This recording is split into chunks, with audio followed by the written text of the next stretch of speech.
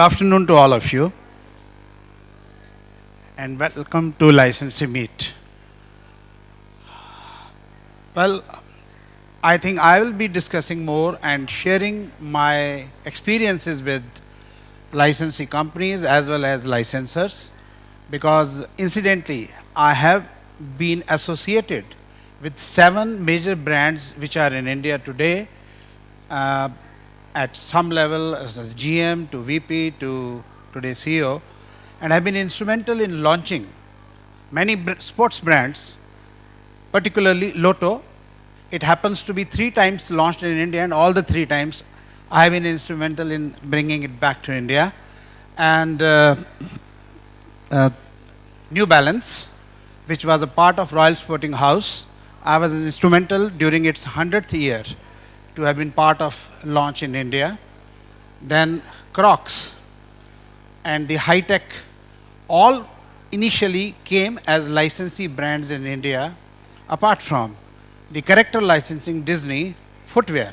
Because I have been in footwear trade for last 25 years now, and Disney again twice, once with Sports Station India in 2005, and today again at GND, which is Guys and Dolls Trade Zone, I am CEO. Now, brand licensing in India, basically liberalization started in 1992. If we look at India before 90s, I can just share with you that I was in 80s part of FMCG products, launched Halls and Chiclets, and did some work with Ranbaxy's garlic pearls, and then incidentally happened to be in footwear trade in 89, when first time an international brand, Lotto, came to India through Consolidated Footwear Limited. And that being a first Italian brand to come to India on a license, I became a GM for North India and Eastern India. And I can share with you the problems, the difficulties which are created between licensor and licensee. Why do they change licenses so many times? And what is the reason? Why does the rift come in? So when my next slides come, actually I'll tell you the relationship between a licensor and licensee, how can it live a longer life than what it lives today. So liberalization in India started in the early 90s, and many brands actually came to India through license route. Now, why do they come through licensee route is basically they need to test market. No company would like to come and straight away invest in country like India without knowing culture, without knowing the traditions, without knowing the consumer behavior. So they feel it is better to trust a local partner to do the business initially. Now, why did I say initially? Because unfortunately, every company which comes here initially starts on a licensee basis. When it becomes too successful or it becomes too popular, they feel now is a ground time for us to come and set up our own office rather than continue with license. So there is a little bit of fear amongst licensees here that if I put in my blood and sweat for 5 years to 10 years, after 10 years, when the brand becomes a 100 crore brand, suddenly the company comes and sets up its own offices. Now, this is a question which I think we need to really look into greatly. Another, apart from sports licensing, because I'm part of Disney, launched twice, Disney footwear. So this character licensing is also a very, very important, because in the previous, Martin just mentioned that celebrity licensing becomes very dicey. If you have a major actor like Salman Khan and suppose he is caught in a hit and run case which is running even yesterday in the court, and suppose he is sentenced to long 7 years or 9 years, it affects the brand badly.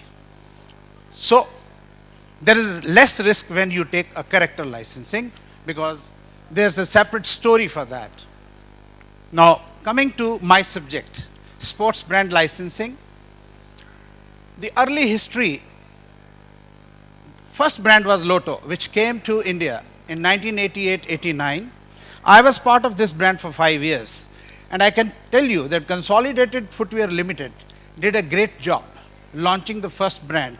They created a product which was of international standard, and we did extremely well. But there are few issues. As a licensor licensee, many brands expect local partners, the licensee expects the licensor, the brand, to invest in, because advertisement is hugely, you can say, expensive proposition. So promoting a brand sometime becomes too expensive. So they expect the parent company to invest, which does not happen. So the rift starts, that although I am putting in my 100% effort, but there is hardly any support. Incidentally, Lotto did extremely well in the first 3 years, but moment other brands started coming in 90s, it had its impact. Adidas came in through Bata, again as a licensee in India in 90s, and after 10 years of success, it came as a direct subsidiary. Puma started with Corona in 91, 92 when I was part of Lotto, so they were my competitors. And moment Puma realized, no, here I will put the blame more on the licensee rather than a licensor. Corona was not able to do justice with the brand equity at that time. So I think the brand took a right decision that we are not in proper hands, so why not we come directly here? So sometime it is the fault of a licensor, sometime it is of a licensee. You cannot blame only one partner. So I think this was the right decision to come directly. So in 2006, Puma set up their office in Bangalore. But here is the case, Nike. 94, they signed up with Sierra, where I was part of the company later. And it was 10 years, the license was with them. The brand became big. They had 80 stores all over across India in all major metro towns. But incidentally, when the brand really became big, the same story. Who invests on the advertisement, because it was a very big brand. It required a lot of media coverage. SSIPL was not able to do that, maybe lack of finances. Nike was expecting much more growth than what was being given. So again, that was an issue. They wanted to come directly. Hence, in 2004, they parted company as a licensor licensee, and they came directly here. Masco brought in few brands. Reebok came directly. I think Reebok learned their lessons that it's better now. The market is already geared up to accept brand directly. So they never did the test marketing in India through any licensee, though they came directly. Fila till date has not put in any investment of their own, and they still depend on Proline Group, which is today Carvatex they call, and they are doing a good, decent business, Fila. I was part of Royal Sporting House, which had many brands as a licensee brands. One of them, which I was handling directly as a director sales marketing, was New Balance. The others were Converse, Umbro, and even Dunlop, that matter. Now, unfortunately, the Royal Sporting House has to close down the operations in India, and all the brands literally went out of Indian market. Today, you don't find New Balance. Converse is back. Umbro is trying to come back, and so is Dunlop trying to find a licensee. In 2007, I launched high-tech shoes through Chogori, again a licensee route, as a director sales marketing. Product was excellent, a UK product, but unfortunately, when somebody takes a license in India, one has to take one aspect very important in mind, that the brand needs to have awareness already in the country, only then it succeeds. Because you do not have the funds to create awareness of the brand as a licensee. So take a brand which is actually a very, very well-known brand. In case of Adidas, it was a very simple example, or in Nike, world's #1 sports brand. Most easiest example, accept the license at whatever cost and do the launch, because you don't have to spend a single penny to actually create a demand. Demand was already created, Nike being #1.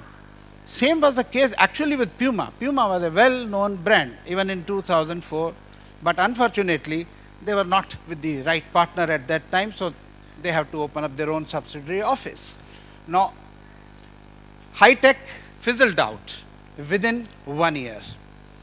The reason, the licensee expected licensor to invest in Indian market on advertisement and promotion and create awareness, because Hi-Tech was not a very well-known name in India, which licensee was not ready to spend for obvious reasons, because he has to see his ROI. What I am investing, will I get the return on that? Which he did his own homework and realized it's not possible. Hence, the breakup. Today, Reliance Footprints has brought in Essex, and many more brands are likely to come. The reason is market is opening up. Sports brand, there are a huge number of sports brand which needs to be coming to India because they feel there's a huge market, youth market, particularly in the age group of, 20 to 35 age group. It's the largest population in this country. Two, lot of lower middle class, upper middle class, and middle class, which constitutes roughly 50% of India's population. And that's the reason they feel sports shoes or sports accessories, sports apparel is a big, big market. Now, the major issue of today's discussion. What is the licensee route? Many people who want to start a business on a license base would like to know, ki route hai kya? What is the route actually? How do I go about? So licensor chooses the product categories to be licensed. If I am a licensor, I would like to have probably a different licensee for different category of products. So I will choose for footwear, a footwear guy whose expertise in footwear is well known, and for apparel probably take a partner who is aware of the category. Rather than a big name, a steel merchant definitely cannot have the, nitty-gritty and nuances of selling an apparel brand. His mindset will be totally different. He may have a lot of money, but is the passion there to sell an apparel brand? The answer is no. So I think the first thing which comes in the mind of a licensor when he chooses a partner, that licensee must be a passionate person for his brand and for his category, both. If I have money, a crores or the millions of rupees in my bank, and I just want to set up the business for my son, but he has the different taste, but I force him to start a licensee business of an apparel, it will flop in the year one, because the boy does not have the passion, but the father has the money. So that is the problem. So licensor is very cautious and has to be cautious before choosing a correct licensee and for particularly correct category. Licensor finds and negotiates a license with the best licensee, which I have explained. Licensees develop concepts, prototypes, final production samples, and submit for approval. Now, in Lotto also, in Hi-Tech also, and in Disney also, we all used to develop. Companies they used to give us prototype samples. Go ahead and develop it, whether in India or get it made in China or Korea or Indonesia. Choice is yours. Where you feel it is cheaper, go there and get it done. They give you, sub companies like Nike, for that example, will give you their sample kits, that these are the sample which are very successful in Europe. But something which sells in UK and Europe does not sell in India. So one has to be very choosy what will sell in India. That's very important when the product selection is done for this country. Sizes matter in footwear a lot, and even sizes matter a lot when it comes to apparel. We have different sizes in apparel and different sizes in footwear. And being such a large country where south, east, north, west has different sizes, if you go to eastern India, the feet size starts from 5 in men's and ends at 8. And you go to South India, it starts at 7 and goes up to 12. So how do you make the carton packing is a very difficult proposition in a country like India, because it is not one country, as everybody says, it's a whole subcontinent. We are equal to many, many European countries put together as one India. So one has to be very, very careful about that.